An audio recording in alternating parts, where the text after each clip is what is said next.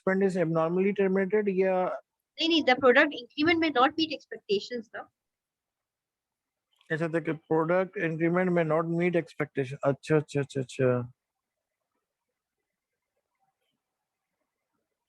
सही है.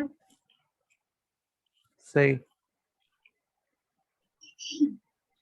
And हमारा next question है, which of the following is the main purpose of a sprint backlog? For the Scrum Master to manage the progress during the sprint? No. Sprint backlog क्या होता है? It means for the team to manage themselves during the sprint. क्योंकि देखिए product backlog तो product owner के लिए होता है, जो स्प्रिंट बैकलॉग होता है ना वो होता है टीम के लिए, ताकि वो अपने आप को मैनेज कर सके. उसमें उनके टास्क होंगे, सब कुछ होंगे, उनको पता होगा कि कब क्या करना है, कैसे करना है, कितने आवर्स में करना है. तो जो स्प्रिंट बैकलॉग होता है ना वो टीम के लिए होता है. सही.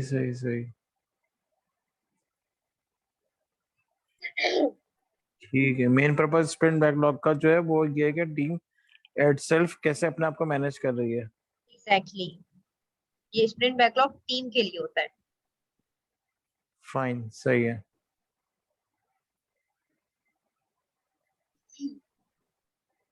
सही है. देन हमारा नेक्स्ट क्वेश्चन है,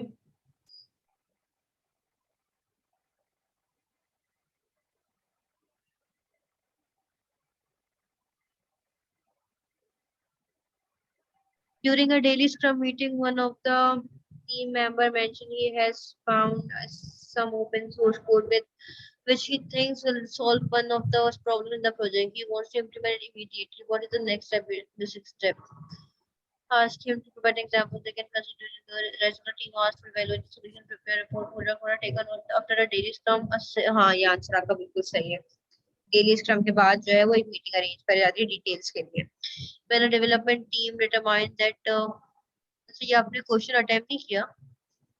नहीं, मुझे समझ नहीं आया वो, पर सबमिट हो गया. आपको When a मतलब इसका development आंसर समझ नहीं आया या determines, क्या हुआ? हाँ नहीं, मुझे समझ ही नहीं आया और फिर मैंने एक दो दफा पढ़ा, नहीं समझ में आया, वो सबमिट हो गया मुझसे. मैं एक दफा दोबारा देख लूं. हाँ श्योर. आप मुझे अभी बता दो इसका आंसर अगर आपको समझ आ रहा है. When a development team determines that it has overcommitted itself for a sprint, who has to present when reviewing and testing the sprint work selected?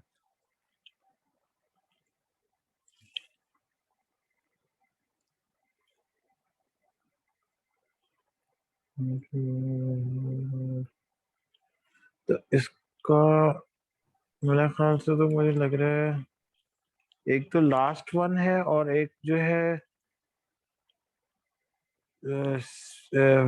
Second और लास्ट वन में थोड़ा सा कंफ्यूजन हो रहा है. Then a development team determines that it has overcommitted itself for a sprint. Who has to be present when reviewing and adjusting the sprint work selected? The product owner, scrum master and development team. ये इसका answer है. क्योंकि अगर वो over committed हो गई है तो उसको प्रोडक्ट ओनर के साथ तो हाँ. बैठना पड़ेगा ना एडजस्ट करने के लिए. और जब प्रोडक्ट ओनर साथ बैठेगा तो उन चीजों को मैनेज करने के लिए स्क्रम मास्टर होगा फैसिलिटेट करने के लिए. हाँ, और फिर डेवलपमेंट टीम तो होगी. सही है. तो सही है. लास्ट सेकंड वन सही है. ठीक है, सही है. डन है. तो इसमें कोई कंफ्यूजन आपकी चीजें क्लियर है? नहीं, इससे इससे बहुत कॉन्सेप्ट क्लियर हो गया. जो अभी हमने रिवाइज किया ना उसमें काफी स्प्रिंट कॉन्सेप्ट्स आपके क्लियर रिव्यू, हो गए स्प्रिंट होंगे, राइट? Backlog, product backlog. जी. सही है. अच्छा, इसमें जो है ना एक और चीज है, आपको जो मैंने लिंक्स दी है ना उनकी आप डेली बेसिस पे ना प्रैक्टिस करो. आपको जो है ना ठीक क्वेश्चन है, दिमाग में बैठ जाएंगे. समझ गया. हम्म.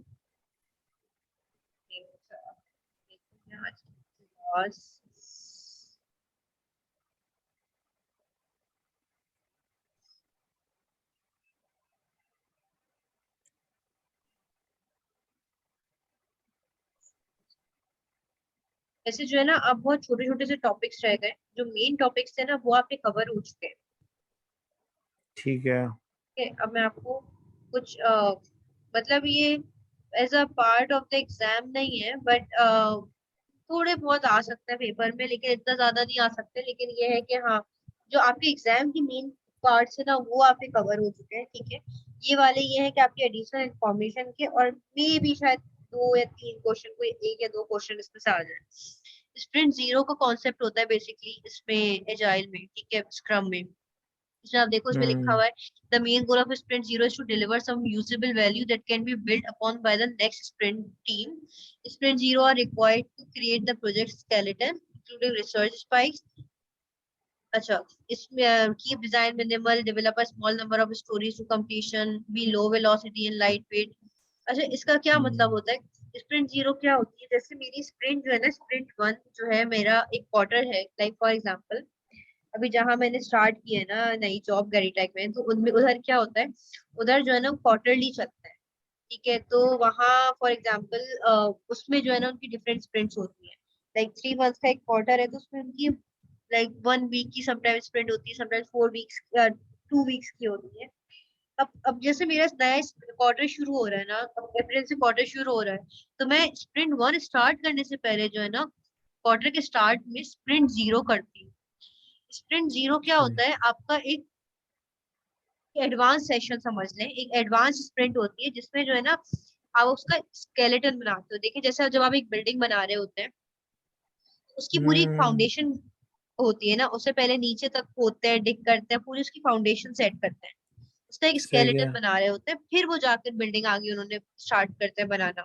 तो इसी तरह स्क्रम में क्या होता है, वो स्प्रिंट जीरो होती है, उसमें जो है ना वो मतलब छोटी स्प्रिंट होती है वो, फॉर एग्जाम्पल लाइक 1 वीक की और 2 वीक्स की होती है, मोस्टली जो है ना वो 1 वीक की होती है।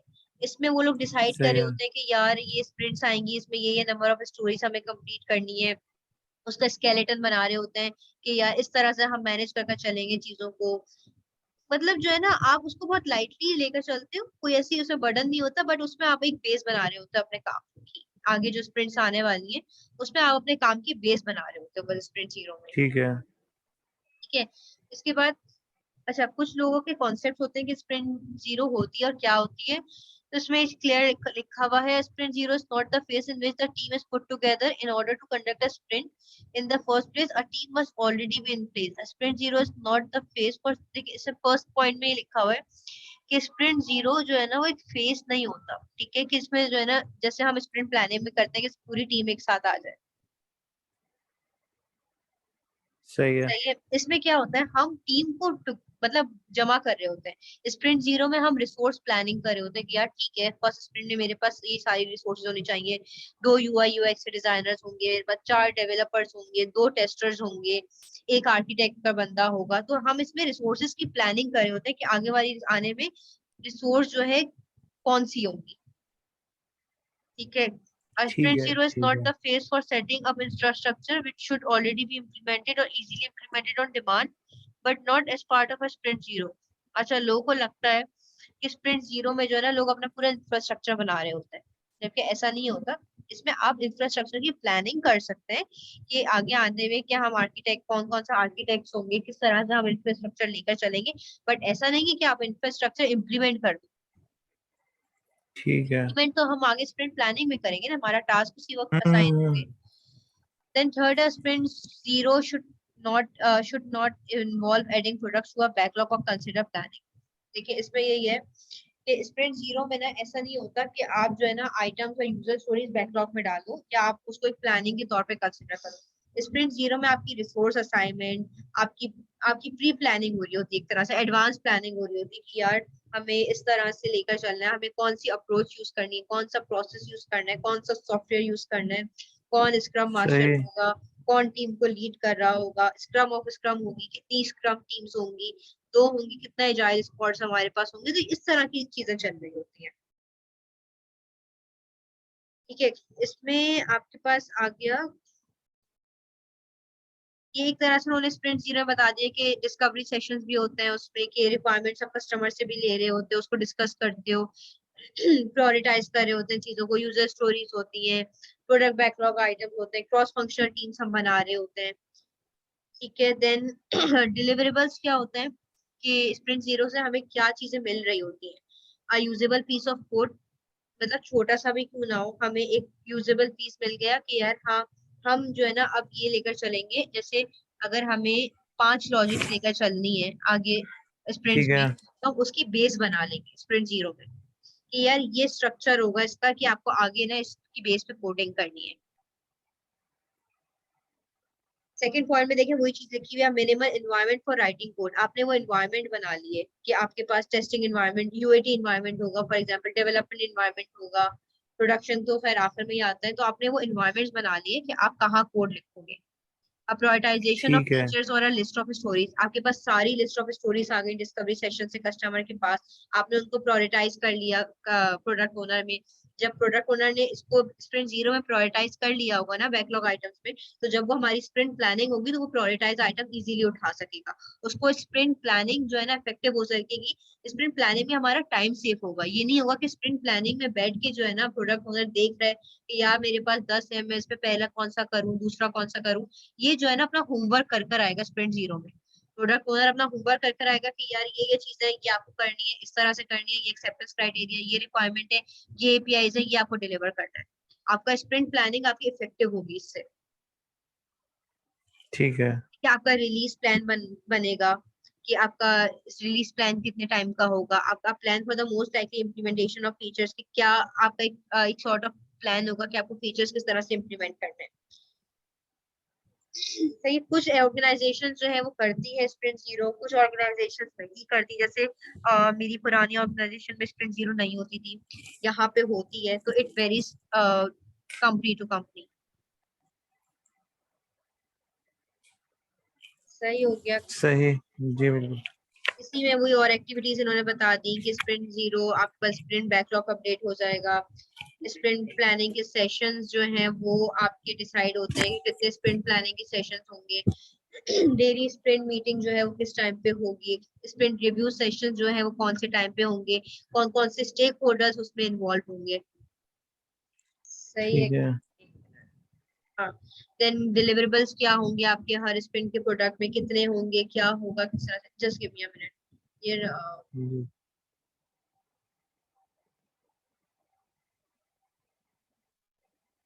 सही है। देन स्प्रिंट रेट्रोस्पेक्टिव कौन से टाइम पे होगी हमारे पास स्क्रम मास्टर कौन होगा जो फैसिलिटेट कर रहा होगा।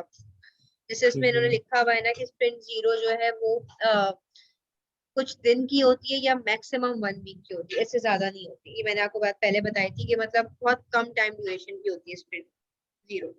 सही है। वैसे देखिए आप अपनी बेसिस क्रिएट कर रहे हो तो क्या आपको स्प्रिंट प्लानिंग जो आपकी हो ना ताकि वो इफेक्टिव हो, आपको उसमें हर्डल्स ना सही है। आए और उसमें टाइम कंज्यूम ना हो।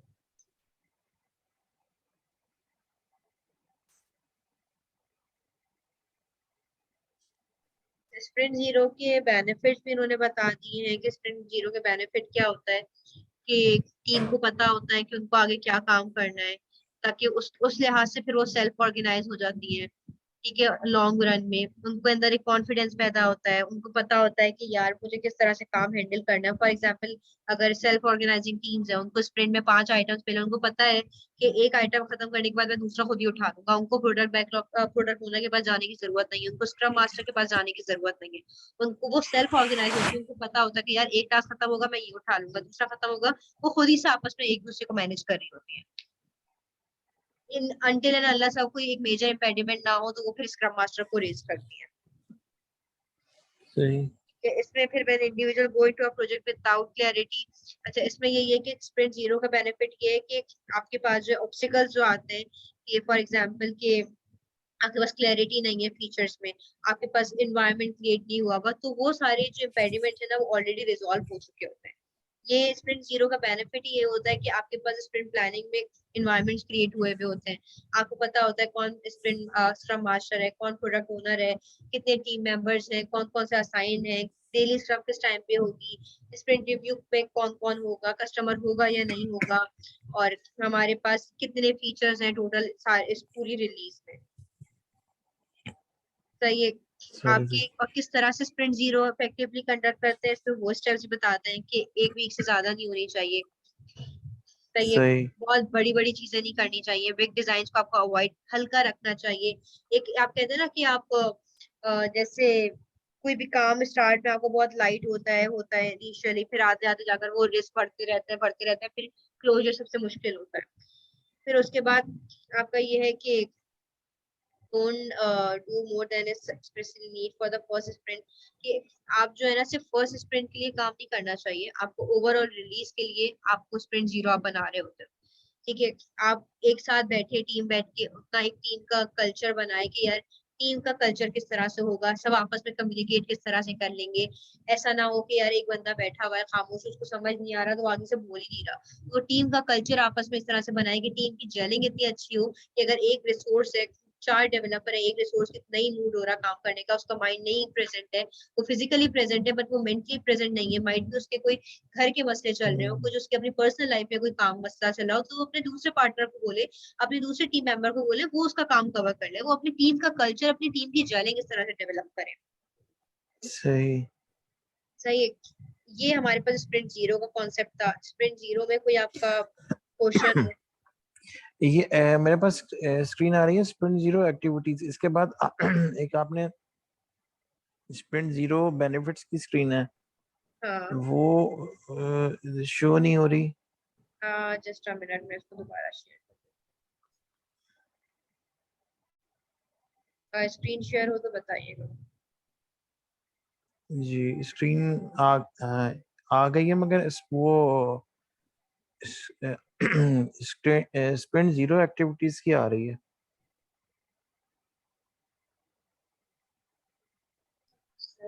अब आ रही है स्प्रिंट 0 बेनिफिट्स? जी अब आ गई। अच्छा, अब स्प्रिंट 0 में कोई आपका क्वेश्चन है? स्प्रिंट 0 में तो नहीं और कोई। बस एक सेकंड, मेरे लास्ट स्क्रीन अगर एक सेकंड दिखाएंगे, जो आपने स्क्रम बेनिफिट, वो सॉरी स्प्रिंट बेनिफिट की थी, स्प्रिंट 0 ये बेनिफिट की। ये स्प्रिंट 0 बेनिफिट्स है। जी जी जी जी। नई स्लाइड्स भी आपको सही, भेज दूंगी इस पे। ये शेयर कर देंगी ना अभी आप? जी जी जी, मैं आपको शेयर कर दूंगी अभी। ठीक है डन है। बस फिर नेक्स्ट पे आते हैं, स्क्रम ऑफ स्क्रम। अच्छा, इसका एक ये कॉन्सेप्ट हमारा होता है एजाइल में ही, स्क्रम ऑफ स्क्रम का। ठीक है, स्क्रम ऑफ स्क्रम में क्या होता है? स्क्रम ऑफ स्क्रम का ये होता है, the scrum of scrum as I have used it is responsible for delivering the working software of all teams to the definition of done at the end of the sprint और for release during the sprint. For example, आपके पास 4 scrum teams हैं, ठीक है, 4 agile teams हैं, लेकिन सबकी definition of done same है। तो हमारे पास 4 स्क्रम मास्टर्स हुए। ठीक है। अब चारों स्क्रम मास्टर्स जो है ना, वो आपस में एक जो मीटिंग उनकी होती है ना, वो कहलाती है स्क्रम ऑफ स्क्रम। वो चारों जो हैं अच्छा वो रिस्पॉन्सिबल होते हैं कि जिनकी जो टीम्स है ना, वो डेफिनेशन ऑफ डन को वो करें, डिलीवर करें eight the end of the sprint. सही ठीक है। है, आपके इसमें आगे जैसे उन्होंने लिखा हुआ है, scrum of technique of scale scrum up to large groups over 12 people, where the groups are divided into agile teams of 5 to 10. Each daily scrum includes a designated member as ambassador in order to participate in a daily meeting with ambassador from other teams called scrum of scrum. For example, देखिए इसमें इन्होंने दिया हुआ है कि इसमें 5 लोग हैं, 5 लोगों में से डेली स्टैंड अप उनकी होती है। ठीक है, अब बहुत बड़ी टीम है, एक 5 में जो है ना, 5 टीमों में वो 10 लोग, 10 10 लोग हैं। अब 50 लोगों की तो हम डेली स्क्रम नहीं कर सकते ना। हाँ, तो अब हमने सारे डिवाइड कर स्क्रम दिया मास्टर जो स्क्रम है, टीम का। अब देखिए इसमें क्या होता है कि सारे स्क्रम मास्टर जो हैं वो अपनी अपनी डेली स्क्रम्स करते हैं, ठीक है, अपनी टीम्स के साथ। अब सही है। फिर उसके बाद स्क्रम ऑफ स्क्रम होती है। वो क्या होती है कि पांचों स्क्रम मास्टर्स अलग अलग टीम से एक जगह इकट्ठे होते हैं, एक जगह बैठते हैं, एक मीटिंग करते हैं और अपनी अपनी टीम का स्टेटस बताते हैं और वो डिस्कस करते हैं। सही है। क्लियर हुआ या नहीं? बिल्कुल बिल्कुल क्लियर हो गया। है। अच्छा, इसका पर्पस क्या है? इसका ये है कि जो हमारे पास क्रॉस टीम्स होती है ना, डिफरेंट टीम्स होती है, डिफरेंट डेली स्टैंड अप्स हो रही है, इसमें सारी एक साथ नहीं बैठ रही है, तो उनकी सिंक्रोनाइजेशन हो। अगर जैसे मैं अपनी टीम को प्रेजेंट कर रही हूँ, मैं जाकर दूसरी इसमें जाऊंगी और बोलूंगी कि यार मेरी टीम ने ये काम किया था, तुम्हारी टीम ने काम क्या किया। अच्छा, तुम्हारी टीम को कोई मसला तो नहीं हो रहा जिसमें कोई मेरे मेंबर की जरूरत हो या उसकी हेल्प की नीड हो या उसकी नॉलेज की नीड हो। ओके, फिर मैं कल अपनी टीम के पास जाऊंगी, जब मेरी डेली स्टैंड अप होगी तो मैं उनको बताऊंगी कि यार देखिए, इस टीम में ये काम हो रहा है, दूसरे टीम में ये काम हो रहा है, हमें अपना काम स्पीड अप करने की जरूरत है, हमारी नॉलेज उनको चाहिए, तुम लोगों को कोई मसला तो नहीं है जिसमें किसी दूसरे टीम मेंबर की जरूरत हो। इससे सही क्या होता है कि हमारे ओवरऑल जो डिलीवरेबल्स होते हैं ना वो ऑन ट्रैक रहते हैं, सब सिंक्रोनाइज होते हैं आपस में, ऐसा नहीं होता कि टीम मेंबर्स आपस में फ्लक्चुएट हो रहे हैं। सही। सही है। आपका इसका एजेंडा क्या होता है बेसिकली कि आपने क्या अचीव किया लास्ट स्क्रम ऑफ स्क्रम में, आपकी टीम ने, आपकी टीम जो है वो क्या अचीव करने वाली है बिफोर द नेक्स्ट मीटिंग, ठीक है, कोई ऑब्स्टिकल तो नहीं है, जैसे आपके डेली स्क्रम में क्वेश्चंस होते हैं, तो कोई इम्पेडिमेंट हाँ या कोई वही। ऑब्स्टिकल तो नहीं है आपके उसमें, उसके ठीक अलावा है। भी कोई आपकी टीम में कोई ऐसा इशू तो नहीं आ रहा जिसमें जो है हमारी टीम की जरूरत हो। सही। सही है। जस्ट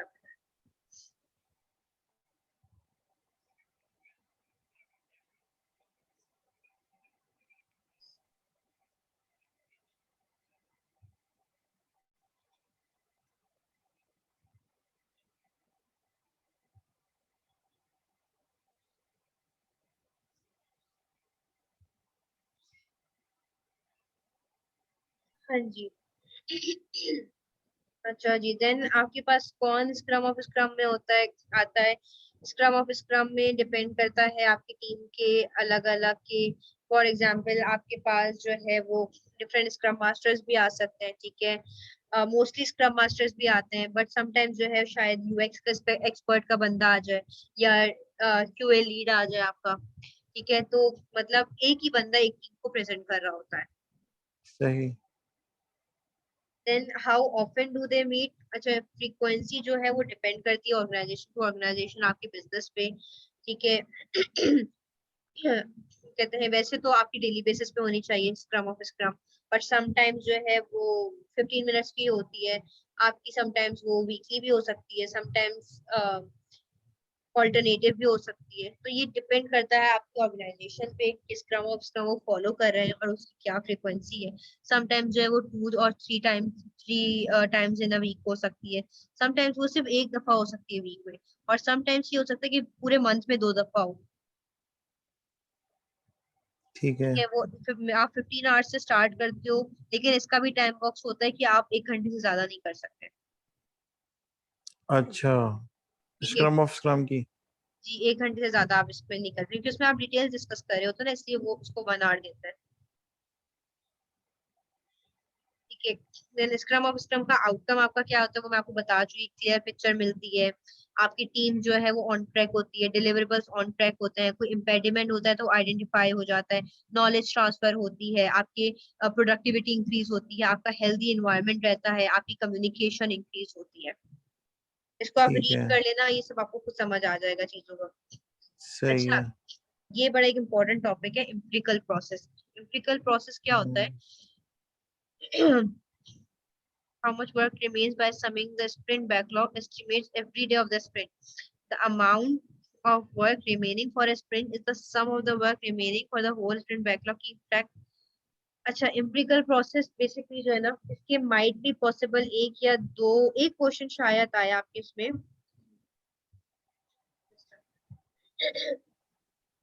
इस पे आते हैं क्वेश्चंस, मेरे ख्याल से मैंने देखा था। हाँ मतलब एक या दो क्वेश्चन आते हैं एम्पिरिकल प्रोसेस में। अच्छा।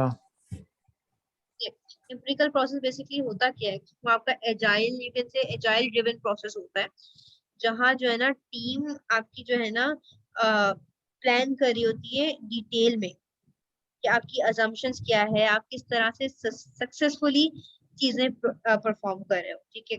इसके भी जो है ना वो 3 पिलर्स होते हैं, जैसे जो हमने पढ़ा था ना, ट्रांसपेरेंसी, एडॉप्टेशन, इंस्पेक्शन। सही है। याद है हमने पढ़ा था एक बिल्कुल बिल्कुल। क्या थी मुझे याद नहीं आ रहा, उसमें 3 चीजें थी, ट्रांसपेरेंसी, एडॉप्टेशन और इंस्पेक्शन। ये जो है ना वो एम्पिरिकल प्रोसेस के वो होते हैं, पिलर्स होते हैं। ठीक है।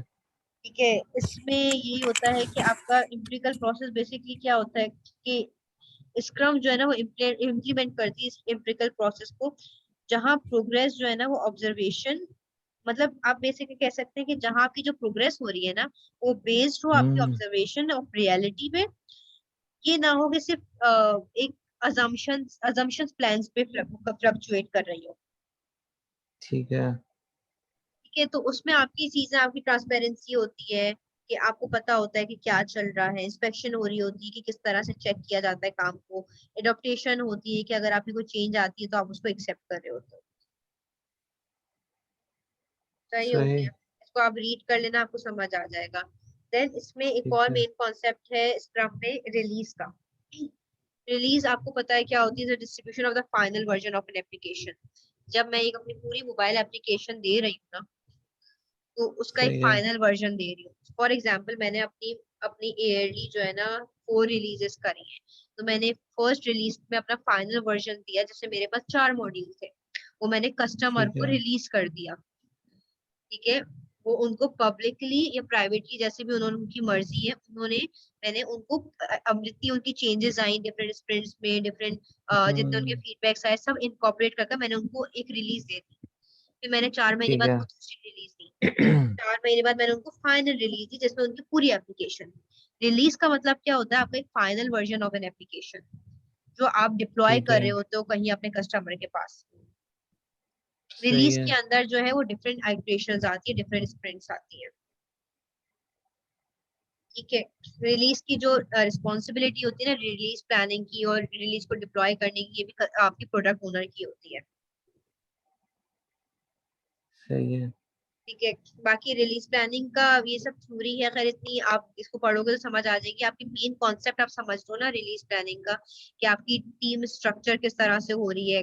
आपका साइज ऑफ द प्रोजेक्ट पे डिपेंड करता है कि कभी आपकी एक रिलीज होती है, कभी 4 रिलीजेस भी होती है, डिफरेंट इटरेशंस होती हैं उसमें। ठीक है, आप डिफरेंट रिलीजेस में पूरी एप्लीकेशन दे रहे होते हो, समटाइम्स आप एक वन गो में एप्लीकेशन दे रहे होते हो। सही। सही। देन आपकी रिलीज प्लानिंग, इन्होंने देखे बताया कि प्रोडक्ट बैकलॉग होता है, आपने रिलीज प्लान किया, फिर आपने पूरी रिलीज प्लानिंग करी, आपने एक रिलीज प्लानिंग पूरी स्प्रिंट्स को मिलाकर आपने एक पूरा फाइनल वर्जन बनाया, देन आपने डिप्लॉय कर दिया। सही। Then purpose of agile release planning आपका यही होता है कि आप इंश्योर करते हो कि प्रोडक्ट जो है वो राइट डायरेक्शन में जा रहा है। ठीक है, आप फ्रीक्वेंटली उसको डिलीवर कर रहे हो, आपका मतलब बहुत ज्यादा लॉन्ग टर्म में नहीं जा रहा। आप उसमें मोर, आपका है। प्रोडक्ट रोड मैप आपका पूरा पता होता है, जो स्प्रिंट से पहले जो प्रोडक्ट ओनर बताता है, प्रोडक्ट प्रोडक्ट रोड मैप। ठीक है, उसमें आप जो है एजाइल रिलीज में क्या कहते हो, आप पूरे वर्क की आउटलाइन बताते हो कि जो है ना आपने ये पूरी एप्लीकेशन है मैंने बनाया है, इतनी मेरी आइटरेशंस लगी और मैंने ये आपका वर्किंग सॉफ्टवेयर है, ये मैंने कस्टमर के एनवायरनमेंट पे डिप्लॉय कर दिया है।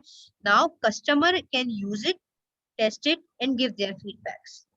अभी तो हम अपने एनवायरनमेंट में दिखा रहे होते हैं ना उनको, जब हम उनको बताते हैं तो वो अपने उसमें दिखा रहे होते हैं चीजों को।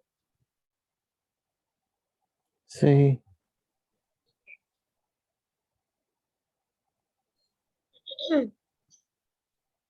सही हो गया। Then when to do release planning in scrum. Release planning जो है वो डिपेंड करता है आपके प्रोडक्ट विजन और रोड मैप पे, जब प्रोडक्ट ओनर ने बनाया होता है।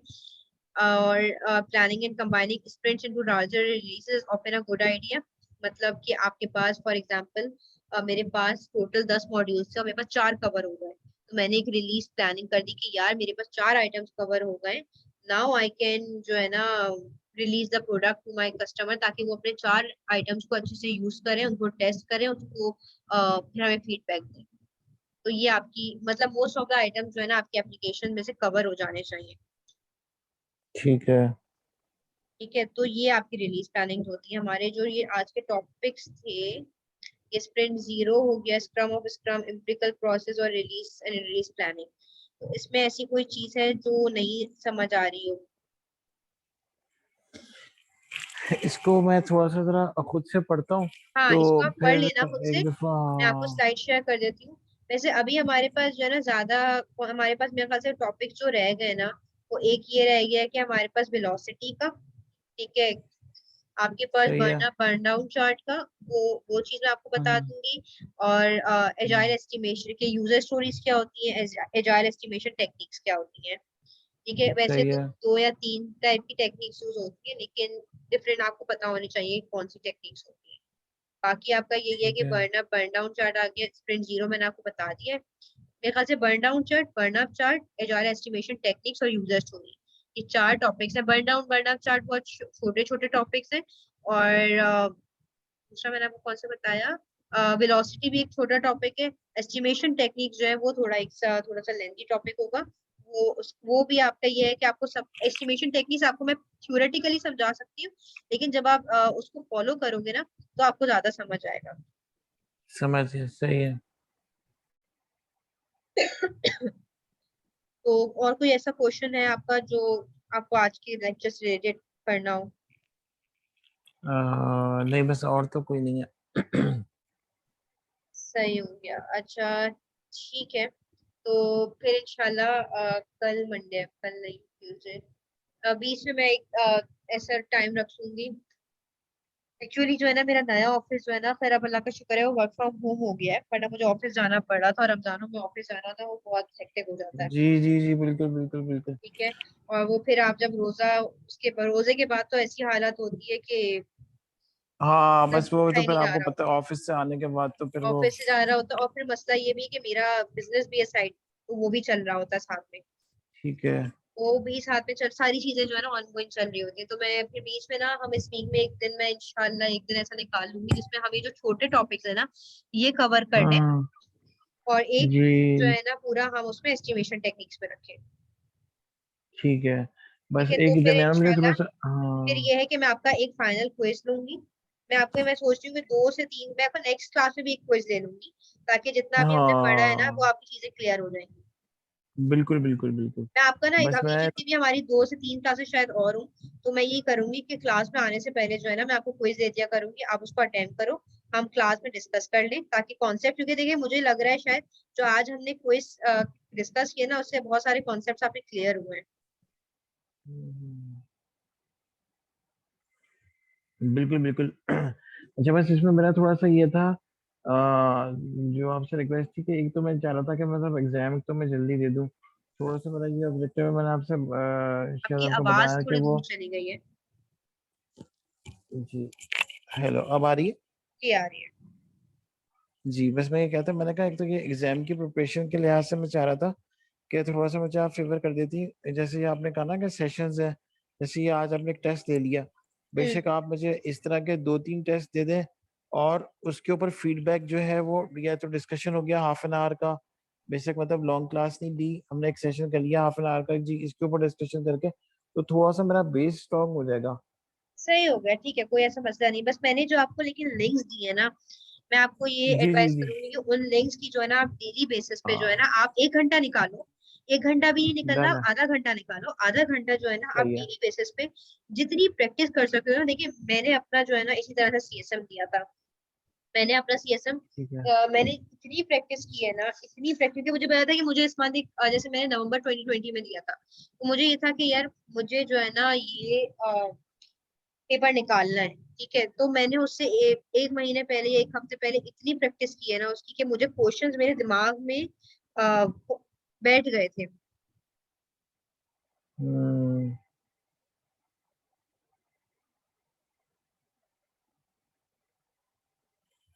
सही। हेलो। जी जी, हेलो। जी जी। हाँ। सही है। वो आपकी, मैं समझ गया आपकी बात कि वो इतना मैं प्रैक्टिस कर लूँ कि मुझे सारे क्वेश्चन जो है, थ्योरी जो है वो बिल्कुल इतनी स्ट्रांग हो कि वो पेपर अटेम्प्ट करने के लिए फिर मुझे वो, और पेपर अटेम्प्ट एग्जैक्टली, करने से आपकी पहले थ्योरी कॉन्सेप्ट जरूरी होनी चाहिए, आपका जो है ना प्रैक्टिस इतनी अच्छी होनी चाहिए कि आपको मसला ही ना हो। कि बहुत सारे क्वेश्चंस ऐसे होते हैं कि आप प्रैक्टिस करोगे तो आपको फौरन ही आपको इतनी कॉन्सेप्ट क्लियर होंगे। हम्म, आप एक दफा गलत करोगे प्रैक्टिस में, 2 दफा गलत करोगे, 4 5 दफा गलत करोगे, लेकिन जब आप फ्रीक्वेंटली प्रैक्टिस करते हम्म, रहोगे तो आपके कॉन्सेप्ट ऑटोमेटिकली सही होते रहेंगे। सही है, डन है। तो अभी मैं इसके अलावा कोई बुक्स ये अभी फिलहाल नहीं पढ़ने की जरूरत, जो स्टम्प गाइड है उसी को फॉलो करता हूँ, और आपकी जो स्लाइड्स हैं ये फॉलो करता हूँ, और अपने टेस्ट की तैयारी करता हूँ जो आपने दिए है ना, टेस्ट पे अटेम्प्ट करता रहता हूँ, उस पे देखता हूँ कि कितना मेरा वो रिजल्ट रहता है। एग्जैक्टली, बिल्कुल ऐसा ही है, ऐसा ही करो आप, ठीक है। सही है, डन है। चले, okay Shahzad, thank you so much, and sorry thank you. मैं बहुत टाइमली आपको नहीं नहीं रिस्पॉन्ड नहीं। नहीं कर पाती, क्योंकि मैं इतनी सारी हाँ। चीजों में जो है ना वो इंगेज हुई हुई जी जी होती हूँ जी। कि कि मेरा अभी एक ऑर्डर है, वो मुझे 500 बॉक्सेस उनको डिलीवर करना है, एंड वो कॉर्पोरेट ऑर्डर अच्छा है, अच्छा। And 500 boxes huge amount. हाँ नहीं नहीं तो वो माशाल्लाह भी साथ चीजें चल रही हैं, ऑफिस भी नया है, जी तो उसकी तरफ भी मुझे टाइम देना है, घर में भी मैं अकेली हूँ, तो मुझे पेरेंट्स को भी देखना होता है, घर भी देखना होता है। तो मतलब जो है ना, मैं सुबह हाँ से लेकर रात तक बस घूम रही होती हूँ, सही इधर से उधर, उधर से इधर। है। नहीं नहीं सही है। बस मुझे यही फेवर चाहिए था आपसे बस कि मुझे थोड़ा सा बस बेशक हाफ एन आवर की 2-3 सेशन रख ले, जिस तरह आप अगर रिलैक्स हो तो, मगर ये कि मुझे ना वो टाइम थोड़ा सा वो दे दें ताकि मेरा सीक्वेंस वो ना ब्रेक हो। जैसे मेरी स्टडीज मतलब आप क्लास लेती हैं तो फिर मैं रिफ्रेश माइंड के साथ जब पढ़ता हूँ ना तो वो रिवाइज हो जाता है, फिर वो मेरा रिकॉल होता है, तो मैं अटेम्प्ट करता हूँ क्वेश्चंस को भी, तो वो भी मुझे समझ में आ जाता है। और इसमें कोई क्यूरी हुई तो चलो वो मैं आपसे व्हाट्सएप पे पूछ ली कि जी ये मुझे समझ नहीं आ रहा है, कि जैसे अब जी अब मुझे जो 2-3 चीजें ध्यान में आ रही थी कि मुझे वो आर्टिफैक्ट्स क्लियर नहीं हो रहा है कि जो है वो आर्टिफैक्ट्स क्या होते हैं, जहन में आता है कभी निकल जाता है, तो वो आप मुझसे कंफ्यूजन दो व्हाट्सएप पे तीन पूछ चीज लो, आप मुझसे व्हाट्सएप पे मुझे मैसेज पे पूछ लो, मैं आपको वॉइस मैसेज पे समझा दूंगी। माइट भी पॉसिबल, देखिए मैं डन है। शायद सेशन ना कर पाऊँ, माइट भी पॉसिबल मैं कॉल ना पिक कर पाऊँ, बट मैं आपको हाँ एक्सप्लेन हाँ जरूर कर दूंगी। डन है सही है, ये सही है, इस तरह कर लेते हैं, सही है। सही है।